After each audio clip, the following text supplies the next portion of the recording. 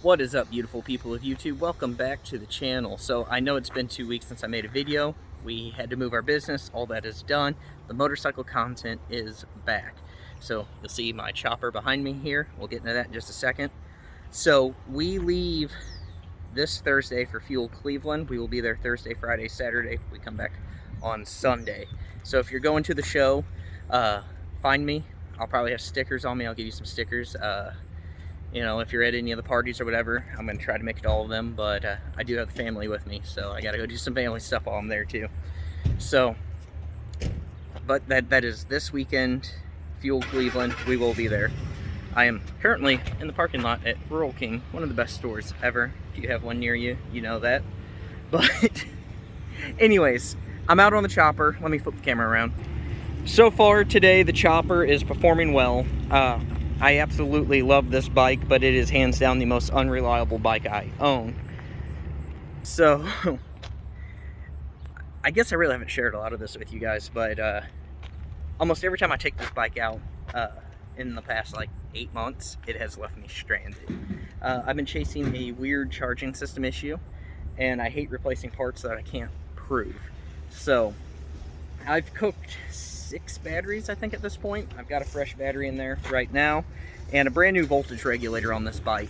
The issue is it's been such an intermittent problem that I have not been able to diagnose it, because it'll test fine, and then once it heats up I encounter these issues, and it never tests bad. But I threw a new voltage regulator on there. The stator output is looking good. The primary fluid is not burnt. Usually if you have a bad stator, the primary fluid will start smelling burnt.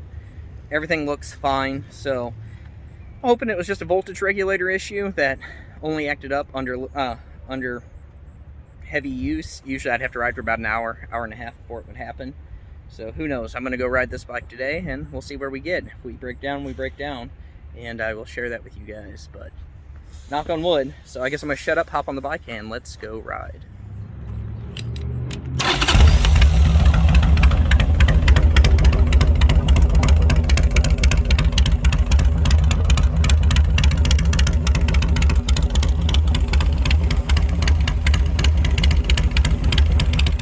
And I just went down on my chopper. The bike's fine, I'm fine. You see there's railroad tracks behind me. I went down over that way. The gravel's up to the edge of the tracks, and it looked like I was good to cross, and then when I went to cross, the opposite side was just like straight drop. The front tire just hooked, and I spilled, ate shit. Let me flip the camera around. The bike is fine. There's some oil coming out of the breather bolts from it going over, but I'll wipe that off. It's fine. Whew, a little bit of a nerve wrack, but put a little dent right there in the headlight bezel, but everything else appears to be fine. So I'm going to take a multimeter and I'm going to throw it on this battery, and we're going to see what this battery voltage is currently at. If the charging system's working fine, I should be at about 13 volts with it off, 12.7 to 13 volts. If the charging system's not working, it will be much lower. Okay, it's real hard to record this on my phone and show you guys, but I got my probes there, and the battery is at 12.9 with the bike off, which means the charging system, as of right now, is doing its job. So I'm gonna fire the bike up. We'll see what's going on.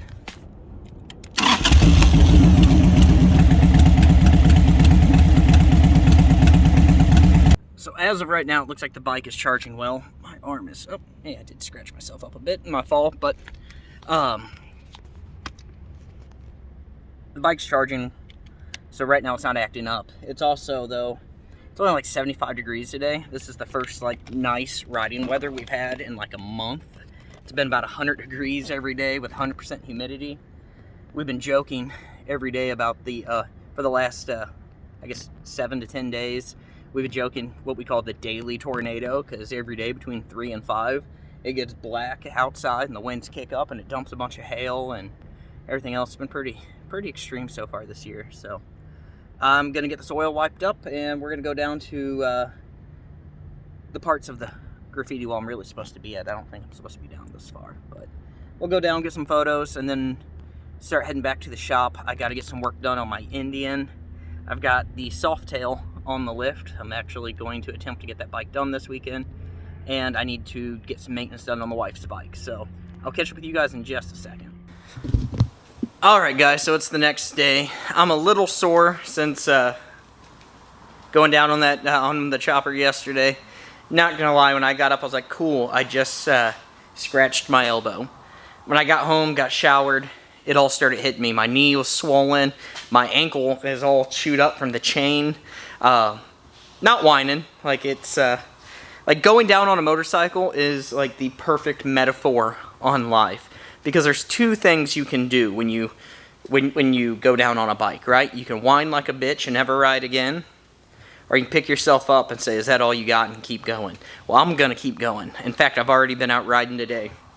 So I've got the wife's bike on the lift right now. We're getting the oil changed for Fuel Cleveland, so we can ride, so she can ride that out there. I'm not gonna really show that to you guys because it's an oil change. It's nothing. What I do want to show you guys is what I've been cruising around on this morning.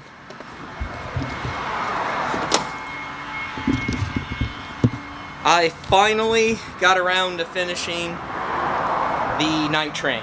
So I've only put about 2 or 3 miles on it. But I did button this up this morning. Got my Zero phone mount, hand controls, everything's on there. It's all working. It does need a front tire. Other than that, the bike's done. Ride's good.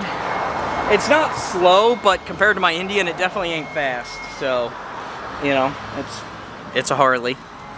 The seating position I'm not wild about. To be honest, like, this bike doesn't do a whole lot for me, but I am gonna ride it for a few weeks and then list it up for sale or trade. I'd like to trade it for like an Evo Softail or something like that I can make a nice little hardtail out of. But it's here, it's done, and we're gonna go cruise on it in a bit. So I'm gonna shut up, finish this oil change, and I guess we're gonna hop on the bike and go.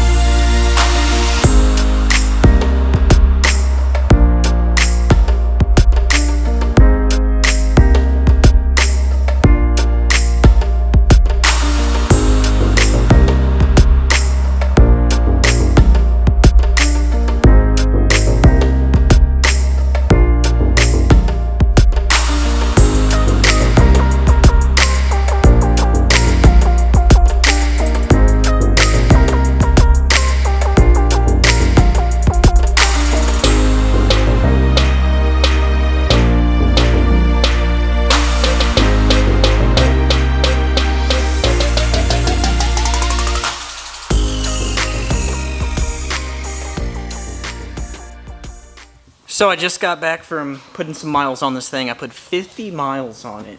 Overall, I am thrilled with this bike. It's fun. It's not per se the kind of bike that I'm into, but it's fun. Next week, this thing will get listed online.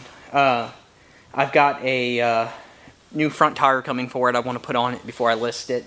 But I'm going to list this thing for $7 grand. Realistically, I'll take less.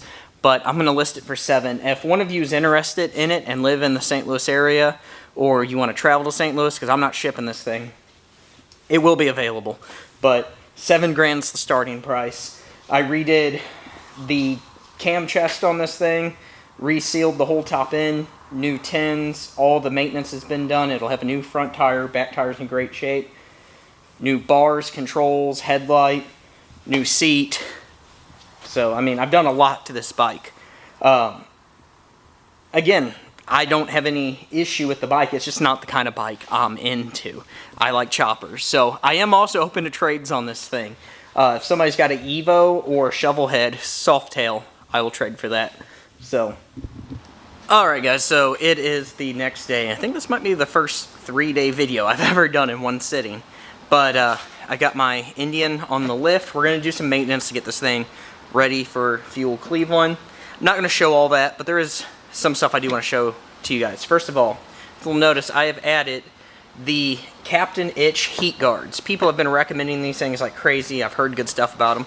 Figured I would try them because so far this summer with the El Nino, we have had one hell of a heat wave here in St. Louis. And anything over about 85 degrees, this bike becomes miserable to ride. This engine throws so much heat. These Captain Itch heat shields, so far, I've been real happy with them. Also, let me flip the camera around. I added new highway pegs. These are from Zero 3D. Zero 3D is my favorite brand for aftermarket accessories. What I want to show you guys with this Indian is what I'm getting ready to put in the oil before I change the oil. And so when I did the last oil change on it, I put too much oil in the bike. I put about a half quart too much, and then I went on my super long trip and I burnt oil the whole way. I had no way along the road. By the time I realized what I had done, I was several hundred miles from home, and I had no way of draining it. So I had some blue clouds coming out. We're going to clean those piston rings today. And I know you're probably thinking, oh, you're going to tear the engine down. No, I am not going to tear the engine down. What we're going to do is we're going to put a product called EPR from BG Products into the oil. They sell this as just a can, and then they sell it as a kit. You do not want the kit. The kit is for cars. It is not for motorcycles. The oil additives of theirs have friction modifiers. It will destroy the clutch on your bike. But this EPR, you can put in the oil, and what you do is you put this in, run the bike for 10 or 15 minutes, or the car, whatever you're putting it in, and then drain the oil. And it will clean all that unburnt carbon off of the pistons and piston rings and anywhere the oil circulates, right? It'll clean everything up. So it used to be you could only get the stuff through a professional shop. It is actually on Amazon now, and it's only like $10 a can. These cans, they can be a little tricky to open. Let me flip the camera around, and I'm going to show you an awesome trick for how to open these cans. So these cans, if you try to grab it by this tab, unless you got like the world's strongest fingers, it's just not going to lift. If you take your thumb, push down like that, it'll open right up. So let me grab a funnel. We're going to add this to the oil and let this bike run.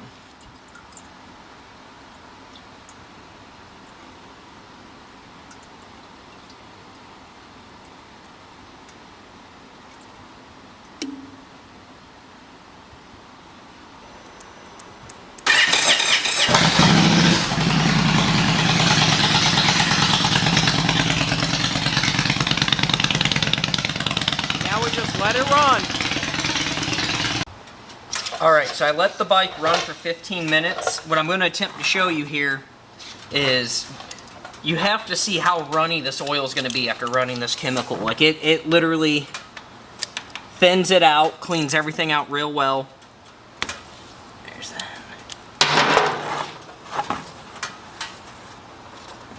Like I said, when I was a mechanic, when we had cars come in with oil pressure codes on Hondas for like VTEC systems, we used to run this cleaner through them, and it would clean them up every time.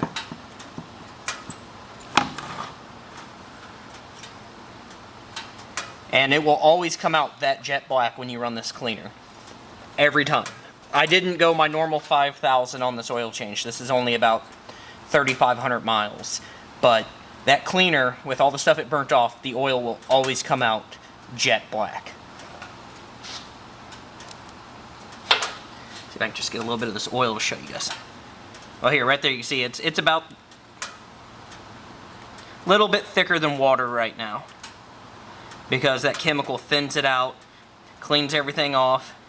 Well, guys, I'm going to let that drain, and I'm not going to bother showing you guys the rest of the oil change because it's an oil change. It's not interesting. So I guess that's going to wrap this video up. Don't forget, guys, I will be at Fuel Cleveland the weekend of the 27th or 28th. No, we get into town 27th. Something like that. The weekend of the 30th of July. So this upcoming weekend, I will be at Fuel Cleveland. I look forward to seeing some of you guys there. Also, while we're at it, let's give this video a big thumbs up, comment below, subscribe if you're not already subscribed, and in the description box below there's links to all of my social media, which I do a horrible job at keeping up with, and our company website, hotheadstalls.com, where we make everything for horses right here in this building. And there is a 5% off discount code. I will see you all in the next one. I love you all. I'm out of here.